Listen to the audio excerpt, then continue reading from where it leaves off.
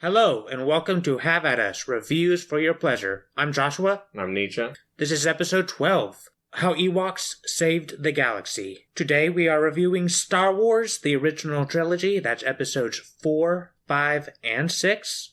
Let me tell you, I'm going to spoil all of this for you, including the final scene, which we will not talk about.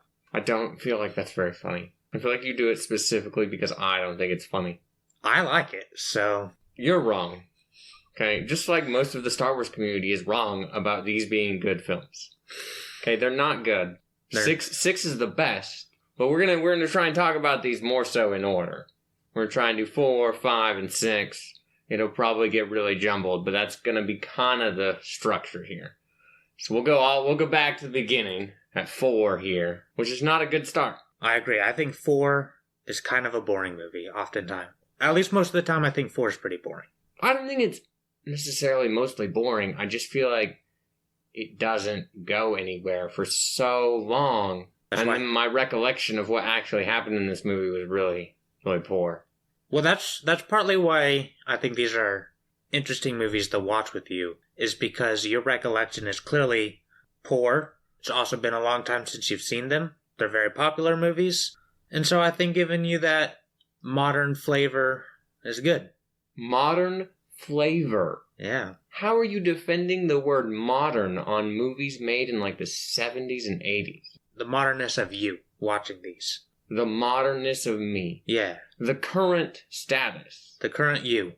Yeah, I don't know why you use the word modern. It's the word I chose. It's the wrong word. I'm sorry. You suck.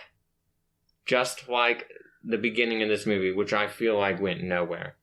I just didn't understand why we were stuck on the stupid sand planet with all the stupid droids. And then it's not even like a cool planet. We just come back to it later. That's not even the beginning. The beginning is them on the ship. Yeah, the very beginning, yeah. I guess, is them on the ship. And it's pretty boring. Right? There's like things happening and that's fine. People are getting shot. Except that everybody is the worst shot ever. Except Leia. Leia is almost always a pretty decent shot. Yeah, she's pretty good. But nobody else is. Everybody else is like, oh, I tried to shoot 400 feet above. There's like a miss shot, and then there's like, you weren't even trying. The stormtroopers were not trying. The stormtroopers never try very hard. And then, I think they're underpaid, and they purposely fail. Look, but failure means death. That's like either someone else shoots you, or Vader comes in and kills you. You know, it's worth their life to make a point. About their pay structure? Yeah. No, it's not. Look. Because their pay raise was never. Yeah, they're probably not getting paid. I actually think that on the ship, at the very beginning, I think that's alright. You're setting things up, create some intrigue. Who's this bad guy? Who's this woman? I don't really know. We don't know these things. We're sending down some droids. Okay, I think that's a decent, first couple minutes. I think once we're on the planet, though, man, does it take forever. Oh my god, I don't care about these droids. That's not true. I actually do like the droids, but I just think it's pretty boring. We're wandering around the sand. Now we're getting picked up by some weird creatures. The sand people. Yeah, and I don't care at all about them. Or like, oh, now we're on this, like, trade ship, slave... Well, it's not really... It's all, like, robotic slaves, I guess. But, like... But do the robots have rights? Yeah, I don't know. No, they don't. It takes a while before we really get to anything interesting, because even once we're introduced to some of the actual main characters, I don't really think it's that interesting. I mean, the robots, we're in backtrack, suck. They don't feel like robots. They feel like people in robot costumes. I think that's the point. Yeah, why do they feel like self-realized robots? But then they're still always referred to like downtrodden, like you're just a robot with programming. Please explain. They're androids, they're programmed to be that way? That's your explanation. One of them is an android. Not even really an android. None of them are really androids. Nope. Care to explain what isn't an android? An android. I feel like you are calling an android something that looks like a human. Or can behave in a human-like fashion.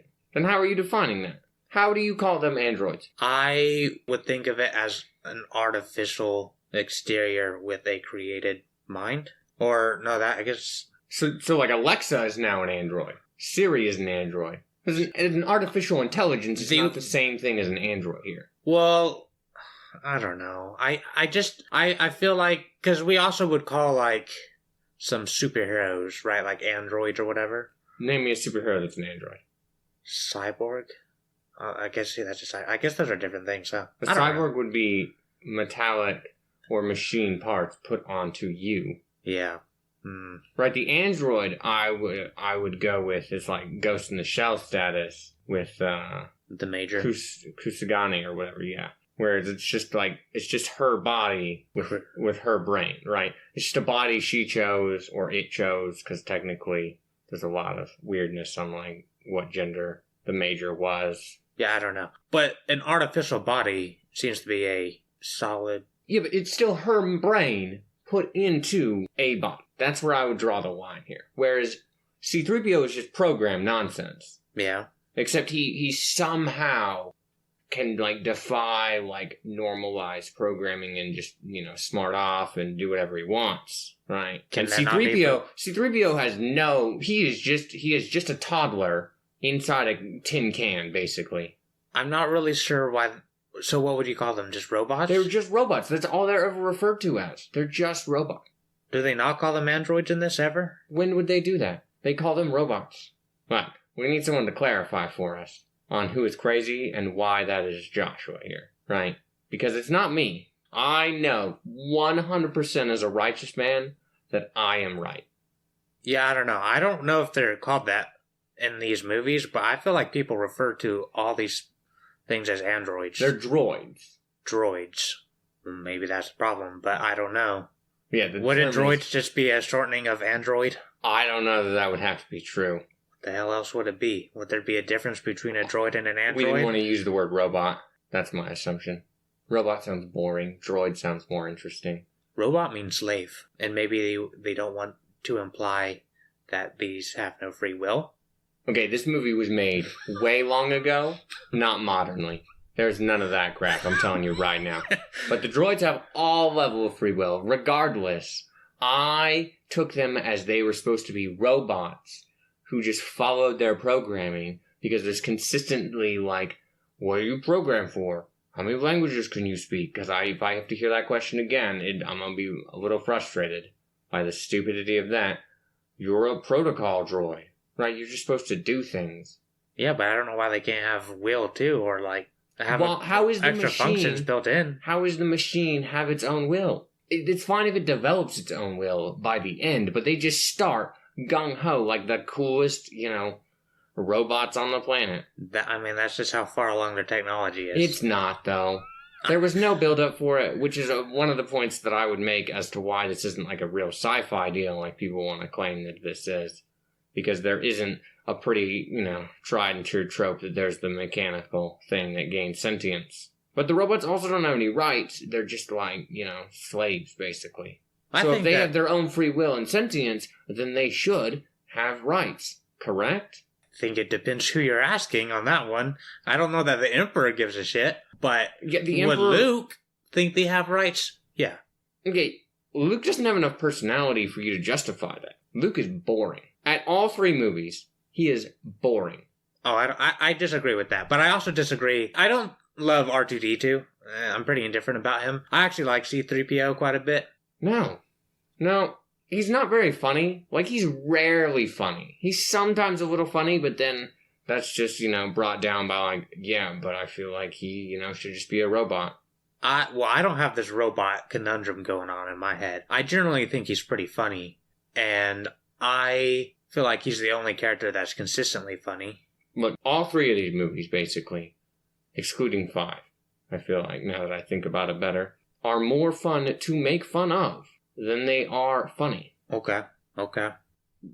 So what did you remember about this movie? Episode 4. I watched it? Yes, A New Hope. I remembered that, they start with the, Death Star plan things, and then there was just kind of a bunch of nonsense that happens. They end up on, Tatooine, and Luke's over there, and for some reason he has to meet up with the cool Jedi, who is now Ben, right? But I forgot that's what his name was. I didn't care.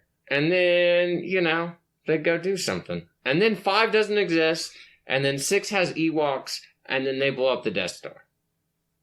That's the entire summation of what I remembered about this trilogy. So, while watching this, like, when we get to, like, the cantina, are you like, oh, now that I'm here, I recall this? I recalled most of it as I saw it. Okay. I was like, oh, yeah, this is stuff that happens. When do we get to anything good? Oh, it's the 6th movie. Yeah, okay. I understand.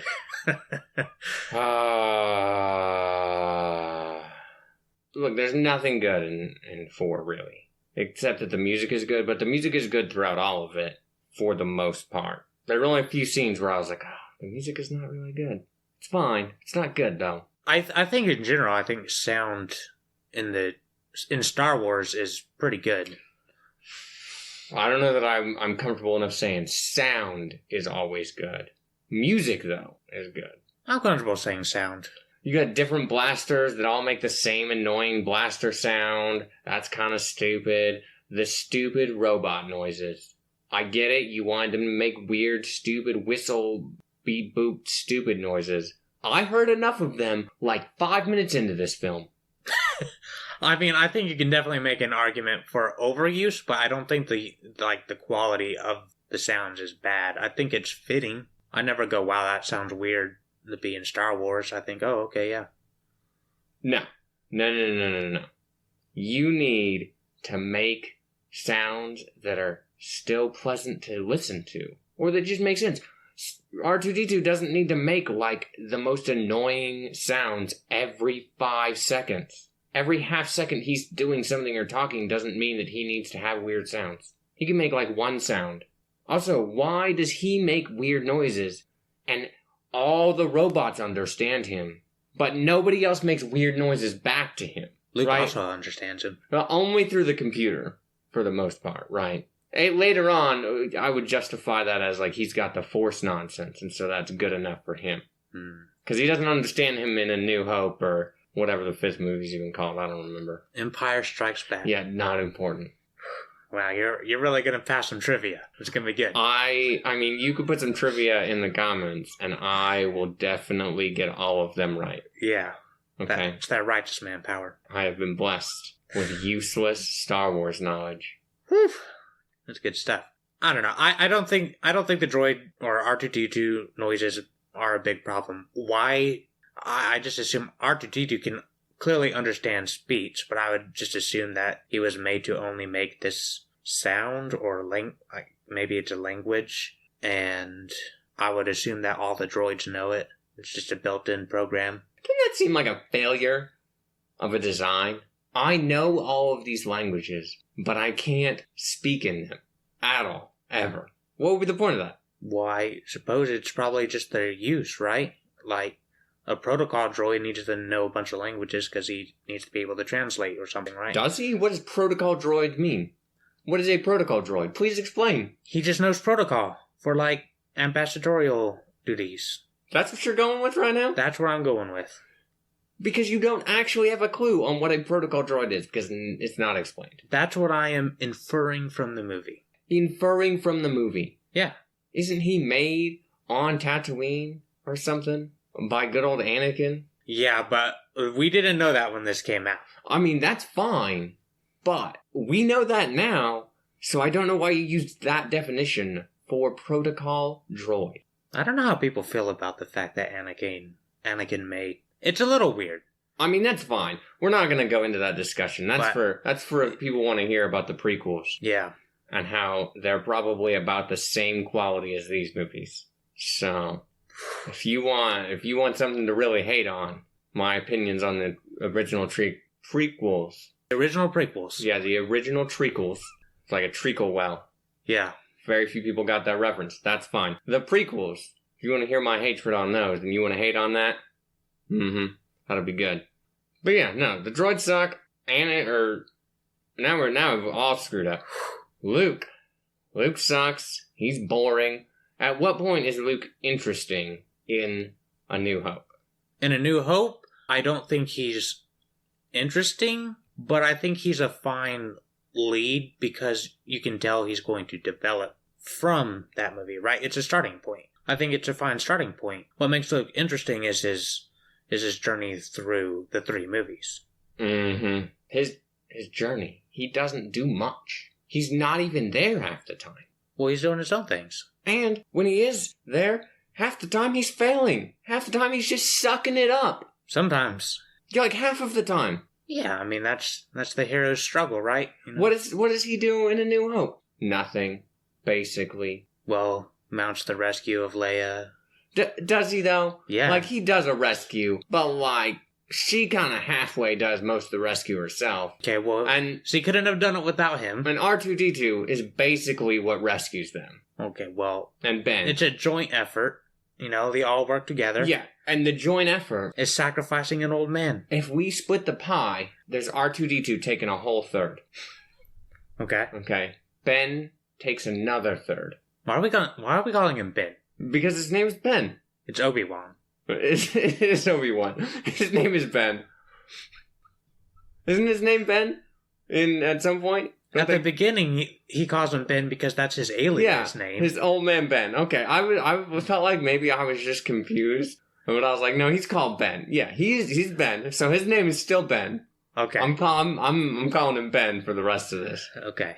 Because I'm already stuck with it. So Ben gets a third also, and then Leia gets a 6th. Han gets, what is that, a 12th? And Luke can also have a 12th. Chewbacca and Han are on the same piece of the pie here. I mean, that's fair. I think your pie chart is very poor. That's okay. But outside of the rescue, I mean, what does he really do? I mean, he does blow up the Death Star, to be fair. To be fair, he does do that. Now, I guess he did that with the Force? I don't know. Yeah, like, because, you know, he's flying down, and he's got the probe, I don't know what you call that, thing that goes over your eye, and then it's a targeting system. And then he's like, no, Luke, use the Force. And he's like, okay, I'm gonna risk it all right here, let's go. Knocks that off, and then he pulls it off. Okay, 2 points here. 1, this scene is far too long for you to have missed exactly why he had to use the Force. 2, he had to use the Force because R2-D2 is damaged, and so you can't have the system do it for you. There's a whole line put in there so that he has to use the Force. Yeah, it's fine. Okay? So I don't know how you got that wrong. Because I'm just paraphrasing the scene. You probably weren't even watching the same movie. Yeah, because you're such a Star Wars expert, you know, you're gonna come in and show me up, tell me everything about it. I mean, I can tell you that scene went exactly like that. Okay. Because I was paying attention. Maybe R2 should have dodged. He's stuck in a cylinder. He can't move. Yeah, you know, Luke could have dodged for him. They do basically zero maneuvering. It makes the fights, like the star fights, really boring. Like, yeah, they are really boring. I agree. Oh, look. Woo, we're flying and shooting people. Okay. Oh, great. And then there's the whole deal with where they send the Imperial ships after them, the fighters. TIE fighters? I don't know. I don't care. Okay. Okay. And then Luke and Han Solo have to shoot them down. That also goes on way too long. Oh, after they get off the Death Star, and then they're immediately got that, like, 4 of them or whatever after them? Yeah. Yeah, okay. Yeah. I feel like that's kind of a poorly directed scene, in that it's kind of hard to tell exactly what the hell's going on, because it just cuts back and forth between the TIE fighters and the Millennium Falcon, as Han Solo would call it, and it just cuts back and forth so much that you're kind of like, what is even happening? It's kind of poorly done. Like a lot of things in this movie, they either were too long or not done very well. This movie could have been like an hour, 15 minutes instead of 2, and I feel like it would have been a better movie. An hour 15. Mm-hmm. You really just clean up and you make the whole Tatooine section not garbage, right? You make that real quick and simple. You could have shortened Tatooine up a bit. I don't know that you could shorten up like half an hour. Yeah, you clean up that. You clean up these space fights, which are not very interesting, right? They blow up the Death Star rather quickly, not in this long, drawn-out process. Like, this is supposed to be the climax, and it wasn't engaging. I feel like the movie has 2 climaxes in a way. Like, we're on the Death Star, and that all feels like it's the climax of the movie. Like, oh, we gotta escape with the princess. But then, oh, now we actually have to blow up the Death Star. Which I get is set up kind of from the beginning that the Death Star is the problem. But I feel like we have two climaxes, and it's kind of weird. Mm-hmm. Yeah, here's the deal. I didn't feel anything climactic about them leaving the Death Star with Leia. Whoa. And part of that is that good old Ben just lays over and dies. Yeah, he said, peace out. He just rolls over and dies, and then that scene looks real stupid. Because he just, disappears, like his whole cloak disappears. Darth Vader has one strike. Yeah. Or not his whole cloak. He disappears, and it's just his cloak. Yeah. Okay? Really? No. Not doing it for me. I do think it looks kind of bad. I also think it's funny because you can see the quality of the lightsaber effects through the movie go up pretty significantly. And in that first movie, like, they're just long and thin. And, like, they're really, really thin compared to, like, Return of the Jedi, where they got, like, a bigger width on them. Like the glow, the beam part of it. The saber part of it. I'm calling it a beam, okay? It is a beam of light, from my understanding. It's a beam of photons concentrated in enough of a fashion that you could kill people with it, but it's also, restrained enough that it only goes so far. Yeah. Pretty advanced piece of technology. I mean, it's pretty cool. I mean, the first person who makes one of those is going to make a killer. They're probably bought off by scalpers. Yeah, probably. Like everything else, right? I think the escape scene is the best, or them being on the Death Star is the best part of the movie. The best part of the movie is when the credits roll at the end, and I can move on. Because I really feel pretty blah about almost all of the movie. Like, there's some kind of funny little scenes. There's, like, where Han Solo is making fun of, like, the Jedi religion. And then good old Ben, is like, here, put the helmet on. And then he does it, and he figures it out. And Han Solo just kind of like, beginner's luck. I'm grumpy old man over here at all times. Yeah. In this movie, and then he's magically not the grumpiest of grumpy old men anymore. And him and Leia have a weird thing going on. And I'm like, I don't believe your relationship. You guys are not believable. You're not good. You all kind of suck. Okay, what do you think about the cantina scene? It's not very good. Not very good. Like, I don't feel like it was very interesting. There's, like, this high stakes put on it because, Han Solo, who I just met, is apparently some bad dude, but he's still kind of not a terrible human being. He's just kind of a cunning jerk.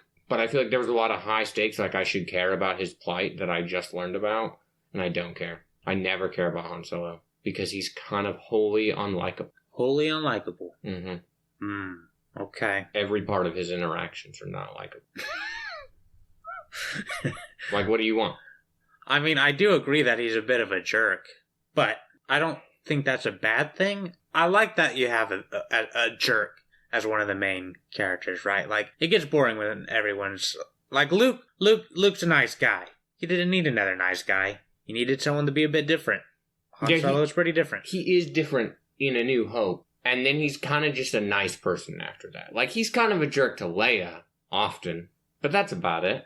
Yeah, but it's like we've gone through stuff together now. Now, you can consider some of these people his friends.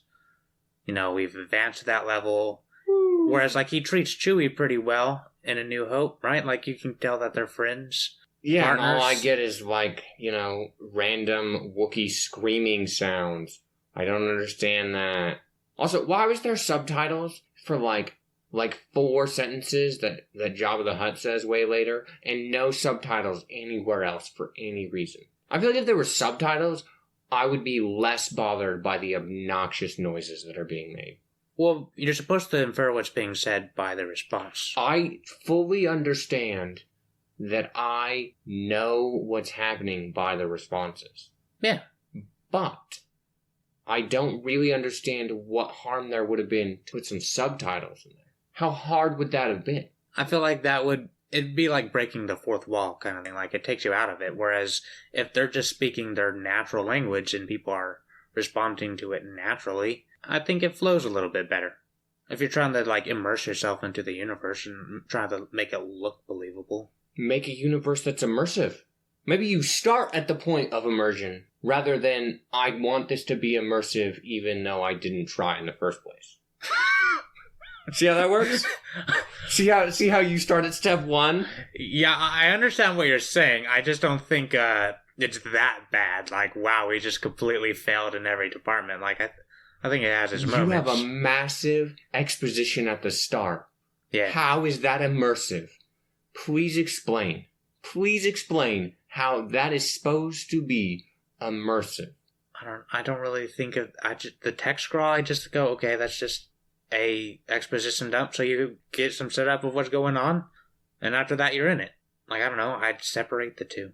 They're a part of the same movie. I agree they're the same movie, but like it's like the end credits are also part of the movie, right? Yeah, they are. So it's similar in that I just put it as its own separate thing. It's a credit crawl. Okay, but it is a exposition on the movie. The credit rolls is already taken out. We're back in the real world, right? We're talking about real world people who played in this and made this happen. The exposition at the beginning is not that. It's a part of the universe, and that's not immersive. I'm not immersed when you just explained in pretty poor fashion, there's a bad group of people. Okay, great. They got some plans for some planet-destroying deal. Okay, that's not immersive, right? And then you get there, and there's, like, all the worst shots and weirdness, and then you're stuck being bored for a really long time, and then you blow the Death Star up. I do kind of think that if you took away the title crawl, I don't know that you would lose any, like, all the information would be in the movie anyway. You wouldn't lose any information. At least in the first, I don't know about the other two, but at least for A New Hope, like, you didn't even really need it. It was all explained pretty fast. That's exactly my point. I'd never thought about that.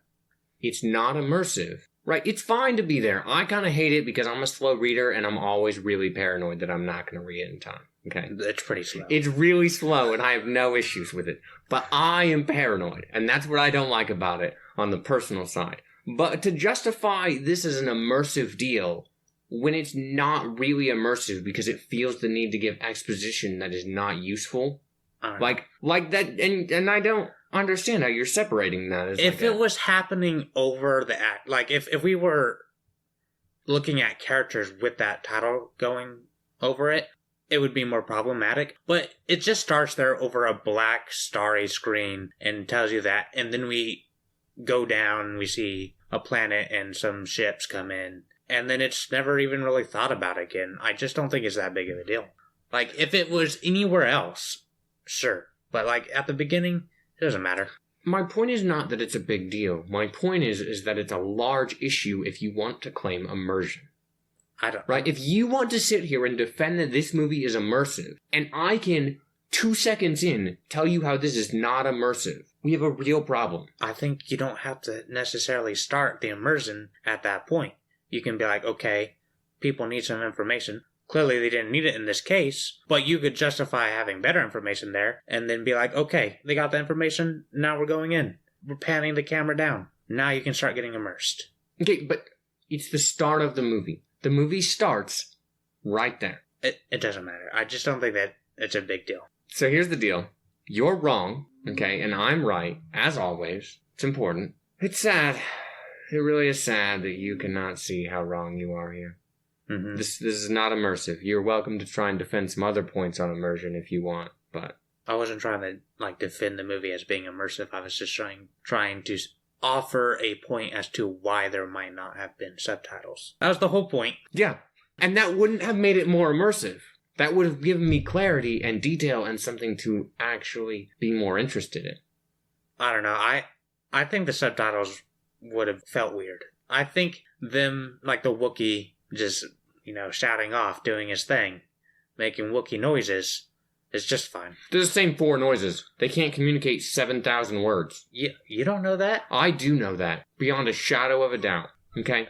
This is where subtitles would have given you a distraction from that. Also, you know why subtitles feel weird in 6? Because you went 2 whole movies without them. Well, I do agree that I don't think they needed to be in 6. I think they were kind of unnecessary there. What do you think about Leia? Let's hear some more disappointing things Leia. She's fine. I don't really care about her one way or the other. Well, like, I get that she's supposed to be like this strong and charismatic woman who, kind of gets shit done. And she is fairly competent in comparison to some other characters, but I also just think it's a problem of, like, most of the characters in this universe seem to be slightly incompetent. So, her averageness just kind of comes off as really good. Maybe that's unfair, but I just don't think she's that interesting. Like, I don't know. She's kind of brave. Like, she'll talk back to, like, Vader and Grand Moff Tarkin and whatnot, and that's kind of cool. But I felt like it was kind of silly that the trust that Tarkin wasn't going to just blow up her planet anyway. And I feel like the acting for her, like, emotional response to that wasn't very good. She's kind of a flat actress, or was kind of a flat actress. Yeah. From these 3 movies, at least in my opinion here. And I'm like, I don't know. I appreciate that she is the princess and she's still on the front line. Yeah, I think that's cool. Doing things. That's the best thing I like about her. Yeah. But after A New Hope, I feel like the princess thing is not relevant anymore. Well, like, Han Solo makes jokes about it, but that's the only time it's relevant anymore. That's true. Yeah, I don't know. I also, like, the whole planet getting destroyed. Like, I don't care. Like, I just saw a rock blow up. Like, if you had shots of maybe the people on the planet, maybe seeing some of the response of, like, what the hell is that beam in this guy? Oh, shit. And then they're dead.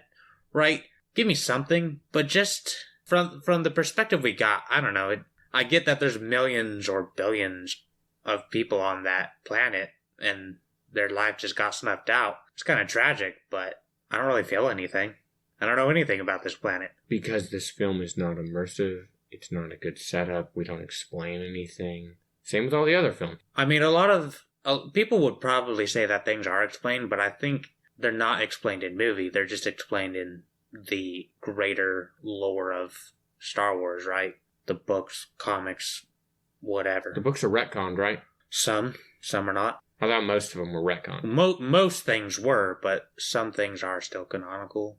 Mm-hmm. I don't know what. If you need extracurricular things to explain things, you probably failed. Yeah, I agree. In some fashion or another. But because this movie does nothing spectacularly well, it seems like a larger failure. Well, one of my major problems, if you look at them just as the 3 movies, if you don't know anything else about Star Wars other than I've seen these 3 movies, is that the time jumps get a little weird, right? Because I think it's like a year or something between episode 4 and 5. I might be wrong, but I want to say, like, there's a fairly decent amount of time that's in there. And I know that there were books or whatever that, like, explain some stuff that happens between the movies. But then I also just go, well, that's kind of dumb. Why are you trusting your audience to have read all of that? I don't know. I do sometimes just think that we just jump into things, and I don't really know what this stuff is, but that's fine. Like, you can learn from context of the situation. But I don't know that Star Wars does a very good job of doing that. Here's my deal. Now that you bring that up, I go, how do they measure time? Does everybody use the same time system? Do we have a standard time system? Right? Do we have like a galactic year? Maybe there is a galactic year. I don't know. If that's actually the term that's used, and I just made that up out of nothing, I'm gonna laugh. That's pretty funny stuff. I don't know. But yeah, I don't know. Things like that are just not explained. I feel like that's not very good. There's a lot of, like, I hope you really enjoy cool flashiness when it exists, because that's what this movie is about. There's some cool flashiness, you move on, there's some semi-interesting concepts that we're never really going to talk about or explain. Yeah, it's much more of a fantasy than a science fiction, right? Like, I wouldn't call it a sci-fi movie. Yeah. At any point, it's definitely the best term I've seen is space opera. I like the space opera term. Yeah, I think that's fine. It's just kind of a little drama, weird thing that happens to take place in space. It's definitely more of a drama than anything else, really. Like, ultimately. Because a lot of it just goes down to, like, there's not even a lot of characters, really, of, like, real importance for these movies, right? Like, people can go in and name, like, 100 characters from these movies, and that's cool. But let's be real, most people don't care what the name of the band at the cantina is, right? Like, no one cares. Except for the few Star Wars nerds that know all that. And that's fine. But, like, You got like Luke, Han, the droids, Leia, Obi-Wan, Chewie, Lando, Yoda. And that's basically everyone of importance for like your protagonist side, your good side. And you have Vader, Palpatine. Now here's the deal. You say Palpatine, but in these movies, I have no idea that that's Palpatine. I thought they said it in Jedi. No, they say Emperor. Pretty sure it's just the Emperor. I want to say they say it. I'm pretty sure they say it. I don't think they do. I'm pretty sure they do. It doesn't even matter because I don't really understand who Palpatine is by these movies. The Emperor. Great. Why is he the Emperor? How did he get there? What makes him so cool? Why does he look like the most frail thing that the wind's gonna blow over and kill? Even though he is apparently so cool. He can shoot lightning out of his hands, which makes 0 sense. Like, why? That's a force power. It's a force power. Yeah. Why is that a dark side force power? I don't see any good side people using it. Well, you just gotta follow the right talent tree. Mm-hmm. Dark side has that on it. Force lightning. It's like the premier ability there at the end. Premier ability. Yeah. At the end is force lightning. Yep. Mm-hmm. That's really stupid. I don't really understand that whole deal. He doesn't feel menacing at any point. Vader doesn't really feel menacing at any point. I feel like I would feel more afraid to work under Darth Vader than I would to be the actual antagonist to his cause. I mean, that might be fair. Vader doesn't take no shit from these guys, right? Like, he's just like, oh, you're dead now. Yeah, I don't know that I agree that Vader doesn't have like a menacing presence, but I think it's on and off. He is clearly a frail old man. Yeah. Right? Why am I afraid of that? Like, he's got some cool force powers. Yeah. Guess what? Snipers exist. Like, maybe he knows that, but with enough bullets, you can't be, like, telling me that he doesn't die. Like, the nonsense of how, like, amazing the Jedi is at, like, deflecting everything and can sense all of these things is a little ridiculous, okay? Well, I mean, I think force powers in general can get a little ridiculous. And the actual extent of them, I don't feel like Star Wars explores very consistently. Because eventually you get, like, force healing and whatnot. And I'm like, what is that? I don't know. Okay, well, I don't know anything about that. That's weird. Okay, so force powers are weird. I mean, I think force powers, like, they're cool, right? But they're cool in the way that I like fantasy. I don't really need you to have this amazing reason why all of this exists. It exists, and people can use it, and it's cool. And I'm pretty okay with that. I think the force is cool. So I want that to be clear. I do actually like the force, but, it does deserve some criticism, I think, for what it is. It's just like a basic, boring magic system. Yeah, basically. You can cast fire. It's a very soft magic system. It does not have hard rules or anything. Great. I can cast some fire magic. Woo! Control minds, Or it doesn't make any sense, though. Like, none of it makes sense, and that's a large problem. Anyway, is there anything else you need to say about 4? 4? Yeah. Let's see. Is there any amazing scene in 4? Not really. Like, every time I watch this, I'm like, Obi-Wan's supposed to be a really cool character, but man, I don't think he's that cool in this movie. And this is the movie that most prominently features him. But, like, he kind of just Luke's in danger, and he just shows up. Like, how close, like, he just happened to be there. The Force. And then it's like, suddenly you recognize that he's like, oh, this droid. And it's like, they're acting as if it's been like 1,000 years, it feels like sometimes, since these Clone Wars or whatever, and it's like, Luke's not that old, guys. What is he, 20 or something? And we're acting like 20 years, you don't remember who fucking R2-D2 is? I'm not buying it. It's a little weird. And I get that, like, these are made first, so maybe you didn't have all these things firmly in mind, but it's still a problem. Yeah, like most things in this film are a problem, because they suck. Yeah, I don't know that the movie sucks. I just think it's boring most of the time, maybe half the time. And then it has moments that are pretty good, but they're pretty sparse. They're good character introductions, I think. I think that's the best part. Is it lays a foundation for who the characters are and allows them to grow from that. And I still I like C-3PO. He's pretty funny. I think a lot of his comments, especially in the first film, are pretty funny. So I think that's a highlight. I feel like he's not a popular character, though, 3PO. I think people generally dislike him, but screw that, he's great. And people generally like Star Wars, which means they're all wrong anyway. Okay. Okay. Yeah, right. You don't have anything else you want to say on 4? Not really. It still is interesting. So now we move on to 5. And 5... What's the name of this movie? 5 is called Frozen Planet Boringness. Okay. Hoth, yeah. No. It's called Frozen Planet Boringness. Okay. Okay. Yeah. It's called The Emperor Strikes Back. Yeah. Since you want to tease me. Empire, not Emperor. Whatever. Okay. Why is it the Empire? Because it's the Empire. The Emperor makes more sense. Yep. I've decided. I misspoke, which means it must make more sense. Okay. That's how this works. Okay. Not a good movie. Better or worse than 4? It's definitely at the bottom of the rung. And from my memory of seeing other Star Wars movies, it's definitely pretty far down there. Whew. Coming out strong. So, the whole Hoth planet thing. Uh-huh. So boring. Okay. I was so bored. And then the Yeti thing looked god-awful. Just a sheep monster.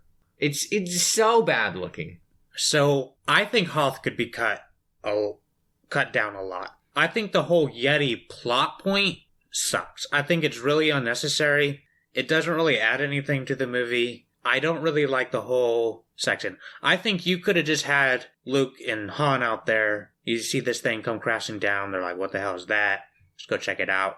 Oh, it's, a scouting droid. Okay. We fight it. Maybe someone's injured from that.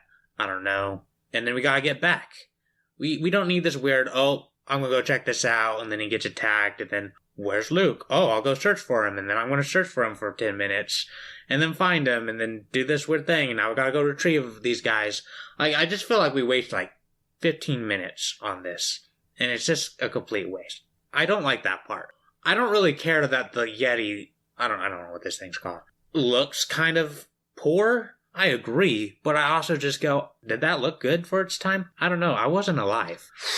I don't know. A lot of their other outfits and things look pretty decent and believable. Like, this is a thing. This is not just a complete costume weirdness. The Yeti thing, though. Yeah, that one stands out to you. It just looks so god-awful. It was bad. But Hoth is something that if you want to have an exposition, you just give me that exposition. We move on. Right? I didn't need any of Hoth. It wasn't interesting. It's a bunch of ice and snow. I wasn't interested. I didn't care. Luke is hanging in the ice. I'm so confused as to how he still has function in his feet after that. We all need a pair of those boots. Because dang, those boots. Those are good boots. Yeah. Pretty grand. I was like, okay, this sucks. This is boring. Han Solo's being a jerk. Oh, look, you kind of have this weird thing going with her. Great. And then we got our best scene, right? Where a brother and sister kiss. Isn't that just a famous, awesome scene? That's whatever. I don't even care. People like to bring it up, and I'm like, it's really not that big a deal. It makes a lot of sense. It's fine. It's a scene. Whatever. How Luke lives. How the animal that they rode in on, or that Han Solo rides in on. The Tauntaun. The animal that Han Solo rides in on. Yeah. Because I will refuse to say such a stupid name. Okay. Lives through the night when the other one collapses because it's too cold. And then he cuts it open and the other one's alive? Really? Really? What other Tauntaun's alive? Hans is alive. Hans is the one that died. The other one's eaten. That's what the Yeti is eating. eating. No, you're right. You're right. Now, yeah. I agree. I don't understand, this Tauntaun that lives on this planet, I'm assuming here, I guess. It lives on this planet, is a native, is dying out in the snow, but Han, a human, is out here I just got this heavy jacket on. Does he even have face covering on in that scene? I don't remember. He has face coverings on. He takes it on an awful lot. Yeah, but I'm going to survive it through, I'm going to weather through, but this creature that's born for this environment just dies, but I'm still okay. It is a little weird. I'm not really sure what's happening there. Yeah, I don't know how they lived. It also looked like there was a lot of guts and entrails in there. Yeah. But it only looked like one person would fit in there. So I feel like I don't know. They were snuggled up real tight. Yeah. Or Han Solo just sat out and toughed it out. And he would be the man of men who would tough that out. He would, but I like to imagine that they both got in there. They're just nice and warm up in that.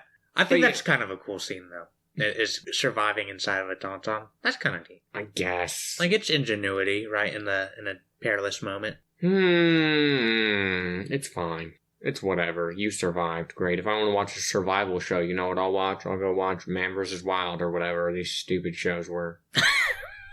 Right? Yeah, Bear Grylls. They're not enjoyable.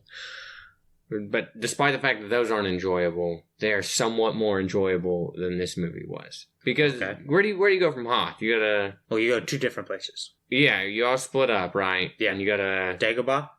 You go to Yoda. Yep, which is Yoda. And then you go to... Asteroid Belt.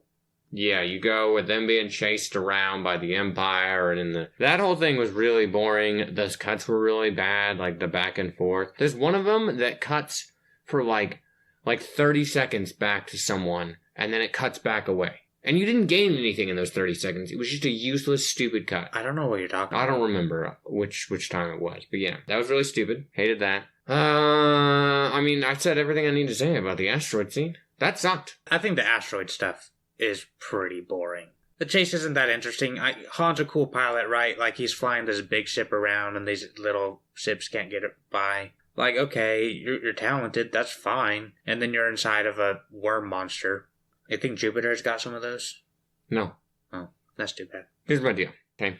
They land inside of this thing. Yeah. And it's perfectly fine with that. Mm-hmm. There's other things flying around in its mouth. Yeah. And then they shoot it, and that's what upsets it. Yeah, it's pretty unbelievable. Not a multi-ton ship that landed here. No, not even. Yeah, I agree. It's pretty nonsensical. I don't really understand the logic. Like, hiding in an asteroid, I think, is a decent idea. Like, to try to hide, right? Like, be hard to pinpoint one ship in an asteroid belt. That, I think, is a decent idea. But to add this extra, like, you could have just had, like, Vader over here been like, well, I got the Force, so I'm pretty fucking cool. Oh, look, I can follow this. It's over there. And then, like, oh, shit, gotta get out of here. And then that happens, right? He had to go up and take the call from the Emperor. He did have to do that, but he could have gone back. He could have done it before the call. No, not how it works, okay? But that whole scene and that whole chase deal was really, really stupid. Yeah, it's okay. Not, I think it's not great. But we get Dagobah, which is... not any better. Honestly. Like, it's... Yoda is mildly humorous, like, the first time you watch this. But that was years ago, and Yoda is not mildly humorous anymore. He's just kind of a stupid looking... You said it was a puppet. I think it's a puppet. He looks kind of stupid. I could believe that's a puppet. And I don't really like him. I don't really like that we like to mock his speech pattern, even though he only speaks like that for like 10 lines in the entirety of his trilogy. People don't mock it. People celebrate it. Whatever. I'm going to say it's a mocking because it's a stupid speech pattern. But it's only like 10 lines. And then he speaks like a normal person, just slow and like an old man. And that's kind of like, okay, I guess you kind of suck. You don't do anything cool. Like, you're just hobbling around because you're an old man. I like that he's this like really, cool sage-esque person, right? And he's the kind of guy, though, who doesn't mind literally living in the swamp, right? Like, just kicking it with the snakes that are abundant and the, other gross creatures that live in the swamp. And, like, it seems like he's got that, like, humble sense, right? And I think that's kind of neat. You gain a lot of insight into him as a character from that. So I think that's valuable. What I don't really understand is how long we're on the planet with Yoda. So we're training with him, and then it doesn't take that long before Luke's like, well, I gotta go, because I feel my friends are in danger. He's seen that they're gonna be in danger. Yeah. And then he leaves, and then he's like, I'll come back to finish the training. And I'm like, well, how far along are we in the training? Like, I feel like we've been here like a couple days. And we're doing pretty good. Or doing bad. I don't really know. Yoda doesn't seem particularly enthralled by your skill set at this point. So I'm taking it that you're not very well prepared. And obviously he's not. But then when we come back later, Yoda, dies. He's like, well, you finished your training. Where did you finish your training, Luke? I don't really know. Now here's the deal. Okay. That whole time that they're there is kind of useless. I mean, he gains insight into how they use the Force more adequately, and... Yeah, from a grumpy old man. He's grumpy from the get-go. Yeah. That's, like, the best scene with Yoda. He's just being a grumpy old man at the beginning. He's like, I can't. Nope. Not doing it. I am cocky and confident enough to know this is the wrong choice. Yeah. And then it wasn't. It wasn't the wrong choice. But maybe Luke could have learned anywhere else because he becomes like a Jedi Master somewhere else. Well, he's definitely not a master, but He is the only Jedi left. He gets to have whatever title he dang wants. Okay? True. Okay? He is a Jedi Master. I'm a Jedi God. He could be a god. I don't care. He's a Jedi Master. Okay? He's way cooler than everybody else. Right?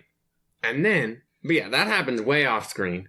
He just walks in as the coolest person ever in 6. But in 5, he's kind of bumbling. He's better, but he's not great.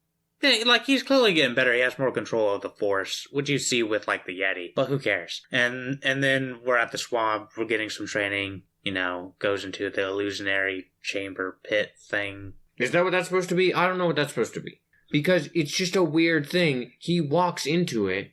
It's clearly decrepit and weird. And then he just chops Vader's head off, which is really then him. And then we never talk about the weirdness of that scene ever again. Oh, it's foreshadowing, right? Okay, but we don't talk about the weirdness of that scene. He saw his own face. He doesn't think, Yoda, what is up with that, buddy? I don't get a conversation about that. I mean, I feel like we should have gotten a conversation about that. That's okay. It's just weirdness. But then he leaves, and Yoda helps him out like an exasperated old man, too. He's just like, fine. You whiny brat. Look at that. I did it. Happy? Yeah. Basically. He's not quite that mean. Yeah. But, I mean, he's kind of mean, though, actually. He is kind of mean. He's not like the meanest, but he is kind of mean. Yeah, I want to call Yoda like a super nice guy from these movies. Like, I don't know. I mean, Yoda is average. Grumpy old man. Like, he's fine. Okay, but then we all make it to Cloud City, basically. Yeah. Right. And Lando seemed like a bad guy from the get-go. Yeah, but he's not a bad guy. He is basically a bad guy. I mean, he's a scoundrel, right? Like Han is. But I wouldn't call him like a bad guy. What is the difference? He's an unsavory person. He's bad. He's not the antagonist of the film. It's not what I said. He's a bad person. Yeah, but I think that it's more of like the whole heart of gold. Not that I'm a huge fan of that term. But like both him and Han, right? Yeah, we're scoundrels. We've done some bad things. But we have good qualities to us. And we can be persuaded to a better ideal. I don't know. Like, I just don't think, wow, you're a freaking mass murderer. Like, that's a bad guy, right? He might be. I don't know how his city runs. I have zero clue. It's a mining town thing. Yeah. I guess. It seems like a really big town to just be about mining. But whatever. It's one of the few cities you actually kind of see with some detail. Yeah, that's kind of cool. And know anything about. And that's whatever. I mean, him and Han are both just looking out for their own skin, okay? At all times, basically. Well, at this point, I think Han has evolved past that a bit. Lando in this movie is, right? But he has evolved past being in it for the money. But really, he hasn't evolved a whole lot. He's just kind of love-struck and playing his weird game and... He's a tsundere. No, he is not that good. Don't even try and use that. I mean, as a trope, I think it's probably pretty accurate to him. Leia is closer to that than he is. Well, they can both be. I don't know, like, no. But they both still kind of suck. The droids haven't changed. I don't feel like they're worth even talking about. Like, I mean, they're the unless same there's character. A scene that you want to talk about with the droids. I do like when C-3PO gets blown up and then he wakes up and it's like, I've been shot. It was funny to make fun of that scene. No, right? I just like the scene. I think it's I didn't funny. think it was a very funny scene, though. I think it's funny. I like it when Chewbacca's in there, like, picking up his pieces, like, wah, and everything's kind of crazy. I think it's pretty funny. It's fine. But I think 3PO is better in the previous movie and the following movie, actually. I don't know. I don't feel like he's that prevalent in this one, but I guess he is. I mean, he's helping fix the hyperdrive problem that never gets fixed. Yeah, that's a real problem. But yeah, so they're in Cloud City. They're doing their thing. They all suck. They all get captured or screwed over by everyone's favorite mastermind criminal, Boba Fett. He's not... I don't even remember that that's his name. I don't even know that his name is said in the entirety of this trilogy. It is. Where? I was looking for it. Where? It's in Jedi. Where? Before he eats it or whatever, Lando is like, Boba Fett is telling like Han, and then he's like, what? And takes him out. He says his name right there. Isn't that Chewie? No. Saying things to him and he just spins around and hits him? No, it's Lando. No, Lando's way down there. No, that's after they pick Lando up. Isn't he already thrown into the pit by that point? No, because he flies over there early. Yeah, but... And there's no one on there when Lando gets picked back up. It's just the three of them. Oh, maybe I have the continuity wrong. I don't know. I don't remember. But I know he says it there, because I was looking for the name. Okay, Lando might have said it, but Lando was hanging. I need us to agree that Lando was hanging in that scene. I don't remember him hanging when he said it. He's definitely hanging down there.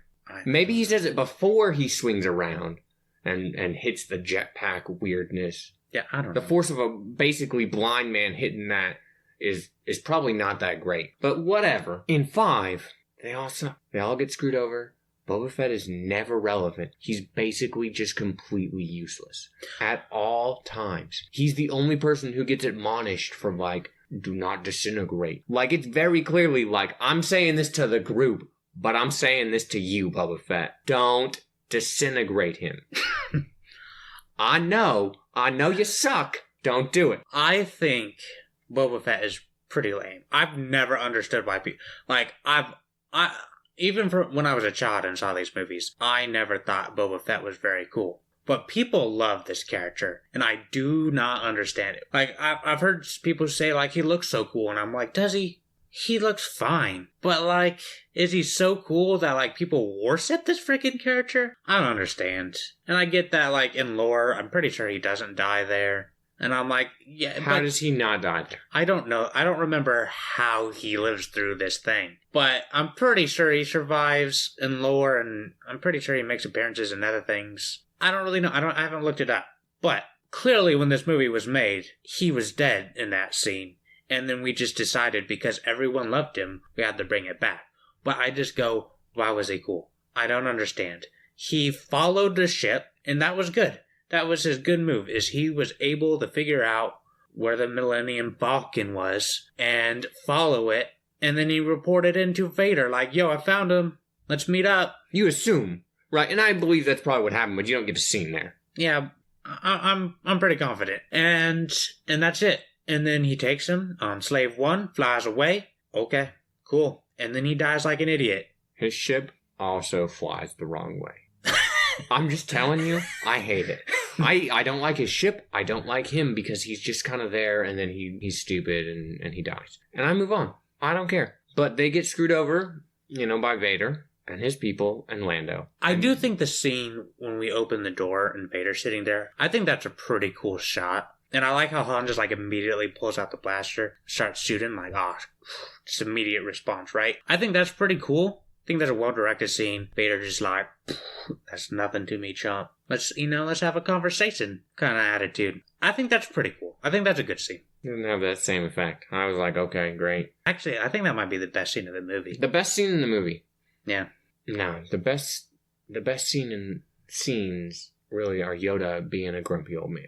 Okay? Man. Those are the best scenes. Yoda is at par, right? He is acceptable. Yeah, I agree. And basically everybody else looks up at that line in awe because they don't even understand that they're so far below par that they can't make out what the par line is. They suck. Everyone else. Yoda's the best character? In this film? Yeah. Oh, okay. In this film. Yeah, and he's not even like a great character. He's not even a good character, right? He's just acceptable. He is just acceptable. Yeah. Right?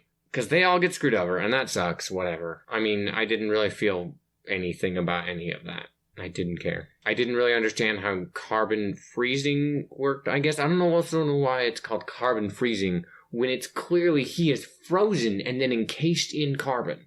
Right? That's how it's described. And so I didn't really understand that. I thought that was kind of stupid. I don't know how he was alive. Yeah, I don't really think that's important. Whatever. It could have explained itself. It never wanted to. I don't really get anything after that, I guess. Luke comes in.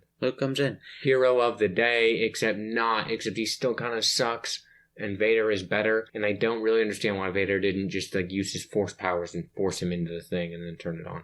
Wouldn't that have made more sense? Well, I don't know. Well, I think the idea is that you want to try to persuade, right? The idea was not that he wanted to persuade. The idea from the get-go was have him frozen and taken to the Emperor. That's what he's saying the plan is, but he could have his own personal goals, right? Because he knows this is my son. Well, I wanna have a more drawn out encounter with him. I want to see what he's made of, kind of thing. And Vader kicks his ass pretty thoroughly. I mean, Luke basically just sucks it up. Like, Vader's over here with one hand on his lightsaber, like, whatever, no problem for me. Oh, overhand, now you're on the ground. You're sucking it up. It's kind of funny.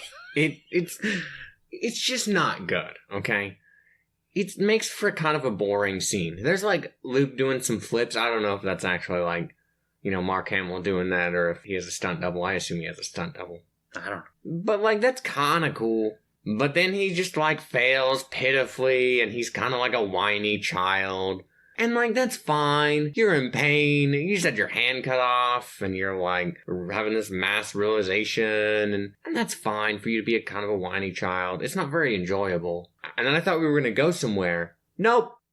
He just falls and basically is probably gonna die, but then he uses his cool force powers to reach out, and he finally gets through, and then Leia's safe. Yeah, I don't have a problem with that. I don't really have a problem once we're on Cloud City. I think Cloud City is a good set of sequences. I don't really have any problems there. I think that's all good. I think the confrontation between Luke and Vader is pretty enjoyable. There's a lot of tension with it. I think it's shot pretty, the set is cool, I should say. I think the set's very cool. I always think the lightsabers in darkness, right? That always looks cool. You see that kind of again in Jedi. That's always cool. That's just a cool shot. So I like that. And I think that's one of the times where Vader actually seems pretty imposing. Because you kind of get the sense that, Luke's leveled up a little bit since he was in the first movie. Like, he's a little bit better. We just got some training. He's not completely incompetent. But then Vader just kind of just kicks his ass. And it makes it seem like, okay, Vader really is a badass. Because I never get that feeling in A New Hope. Vader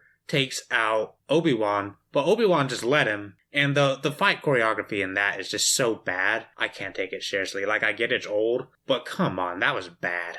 I feel like that couldn't have even been good for its time. And maybe people want to argue that the choreography is not the point, but if one part fails to hold up, it makes the other parts look bad. And that was bad. So I don't really get that sense of danger from him in the first movie. In this movie, him coming in after the door opens, right? That's kind of menacing. And then we see him taking out Luke pretty easily. It's like, okay, this guy's a real threat. This guy, he means business. The stormtroopers everywhere, they all suck.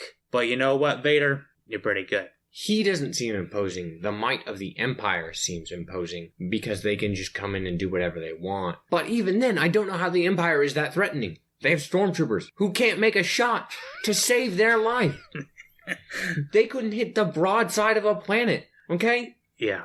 They would miss with the Death Star if it wasn't already calculated. Okay? They suck. And so I don't understand how the Empire is threatening. But apparently they are, and that's what makes Vader cool, is because he is cool in the Empire. He does cool things. And he's a Jedi. That's fine. Whatever. He's a Sith Lord. Whatever. He uses a lightsaber. Yeah. Lightsaber users are Jedi users in my world. True. And the whole world is angry at me now. And that's fine. If we've made it this far and this is what triggers your anger, props to you.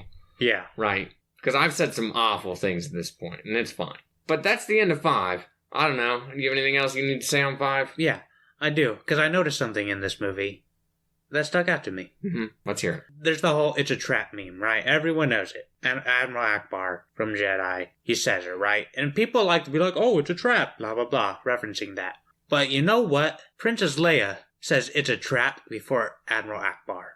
And I think she deserves recognition. She doesn't. She does. Nobody deserves recognition because it's a statement of fact about the situation. I'm just saying. It's not funny. It's not memeable. It's not quotable. It's a stupid throwaway line that people clung on to because they needed something to foist in your face about why these are good films. And they're not. They're bad films. That's not true. Six is above bad. But. I noticed that, and so I want everybody to never say it's a trap in reference to Admiral Akbar again, only if you're referencing Leia. But you have to make that clear after you make the reference. Okay. So I noticed that. Admonish the audience. Do you have any other admonishments or anything else you need to talk about with 5 here? People need to stop saying this is the best Star Wars movie. It's not true. It is way better than 4, I think. Well, way better is maybe a little strong. It is better than 4. I don't think it's the best. I think Hoth needs to be shortened down. The asteroid scenes, not great. I guess you needed some filler. I'm not a huge fan of it. Although I do kind of like how they like latch onto the Star Destroyer to like hide away. That's kind of neat. But anyway, the Dagobah scenes, I think they're important and they're kind of cool. But after I've seen it, I'm always kind of bored watching it. But I don't know if that's just me being like, yeah, I've seen this. Or if that is just me not really liking the scene. I don't really know. I don't have very strong feelings. Cloud City, I don't know that that's actually his name. But whatever. It's called Cloud City in film. They refer to it as that.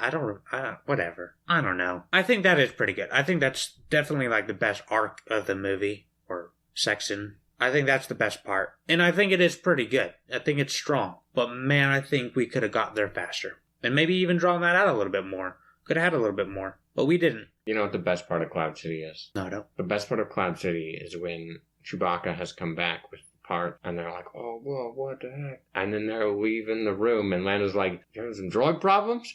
He's like, nope. Everything is fine. I don't remember what Han Solo says, but he just dismisses it like it's perfectly normal that your droid would be in pieces. That is pretty funny. Like, that was genuinely funny. Yeah. It wasn't great, but it was genuinely funny. That is pretty funny. But other than that, I have nothing else but... I don't even really have anything to hate on, other than what I've already said. I was just bored most of the movie. Yeah. It's definitely not the best Star Wars movie. Yeah. It is way far from the top. Yeah. It might be like the characters in Star Wars. It can't even see the top. It can't recognize what that line is because it's so far down there. Okay. Well, you're only comparing it to like 3 other movies, so. That I don't remember very well. Yeah. You haven't seen any of the newer Star Wars Yeah, movies. I haven't seen any of the spin-off Star Wars films that are recent or the recent trilogy. I did see one of the other spin-off movies way back. But I don't remember that at all. Wasn't it like the holiday special? I don't stuff? remember. I don't remember, okay? Okay. I really don't remember. I know there was another Star Wars movie and I watched it. Okay. That's all I know. Okay? Yeah. Now, yeah, so that's 5. Mm-hmm. I feel like we covered 5. 5 sucks. Worse than 4. We went on a pretty far downward slope. Okay. And then we got to 6. Yeah. And we went up. And we stayed about the same for a while. Because I didn't really care about Luke's plan. Like, I thought it was well done and kind of ingenious, but I was kind of bored through most of it. I was like, okay, I guess, cool, you saved everybody, right? I guess? Like, I'm not engaged in this. It seems really weird that, like, half your people don't seem like they know what the plan is. But that's fine. It's whatever. Like, and how did you know all this stuff? I don't really know. You risked a lot. Like, what if Leia just gets shot and killed right there? That would have been bad, huh? Yeah, that'd be a real high risk. Like, you planned for her to be the girl up there because you had to kill Jabba the Hutt. So I don't know that was ultimately his plan, was to get captured and then have it all unfold at the sand dunes. I'm not really convinced I know where his plan begins and ends outside of infiltration. No, because he has the signal to R2-D2. I know. Right. That means it's planned up to that point. Yeah, that's why I'm so confused all the time, because I'm just like, wait, you planned for it to get to this point? Did going and fighting the Rancor? Was that part of the plan? I don't really know. He has a lot of very intimate knowledge of how things work. Does he? He clearly, would have moved from C-3PO's warning if he was that concerned. But he's not. He's just cool and calculated, and he knows exactly what's happening, right? I don't know that he had it all planned out how he was going to kill this thing. He took some risk, and he knew it'd be all right. I'll figure it out. I feel like his goal was he was going to get a blaster and it would be fine, but then he failed. He didn't have that. Yeah. because he tries to steal one, and all hell breaks loose and bad things. Yeah. And then I guess he was going to try and run away, like they magically just keep this other door open. Really? Okay. But then, he kills it. I don't know why he's got, like, cool force powers, and he doesn't just push the button with the force. It's cooler to throw a rock. It's not cooler. It'd be way cooler if he's like... Yeah, I agree. Oh, dead now. Or just use the force to bring the door down. That would have been cool. Any of it, right? Yeah. I don't know why he just suddenly acts like he can't use the force after he's infiltrated until he gets his lightsaber back. I'm good. Fine. You know what we could have done? We could have had him making a lightsaber. That would have been more interesting. That could have been cool. Because I don't know how you make a lightsaber. I don't understand how that works. He's just like, oh yeah, I have a lightsaber. I didn't even know you made a lightsaber until, Vader says you made it. Great, whatever. Right, that was not a good intro. But the commonality of all of these movies is we know where we want to be in the middle of the movie and where we want to end. We're never quite sure how we're going to get there, and so your openings all suck. What's that actual opening shot of Jedi? I don't remember. I don't know. Somewhere in space. Because they all start in space. Yeah. I don't actually remember. But I think everything to do with Jabba at the beginning, I both like and dislike it. Like, I like it if it is all planned, I like it. If it's not all planned, and this is all kind of just makeshift, we figured it out along the way, I don't really like it. And I get that there's the nods and everything, because he nods to Lando, he nods to R2, there's all this stuff. He does the salute to R2. Oh, yeah. He looks up over at R2 and he does the two-finger weird salute thing. Oh, I like the two-finger salute. I'm okay with that. So maybe it is planned out, but it's just like, how the hell did you plan that out? I don't know. That's what I'm saying. He has very intimate knowledge. And he made a lot of calculated risks. Maybe. Because he knew that he would have to be taken out there to be publicly executed type thing, because that would be Jabba's favorite way to do that. Could be. And, maybe Lando knew this because he infiltrated, right? That would make sense to me. Did he infiltrate, or was he just hanging out? Well, I think how long was he there? I don't know. Exactly. We don't know. A while, right?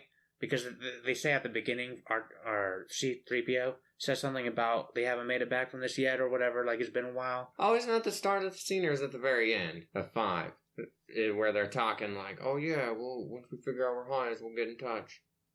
Well, they say that, but then they kind of reference that at the beginning when R2 and C-3PO are walking up to the palace. Yeah, I understand that. My question was, where does that scene take place? Which movie? In the Vampires, where Luke says it to them. Yeah. That's 5. All right. Yeah. So then we get that. I like his cockiness. And I feel like his acting is good. Yeah. Right. I feel like he pulls it off well.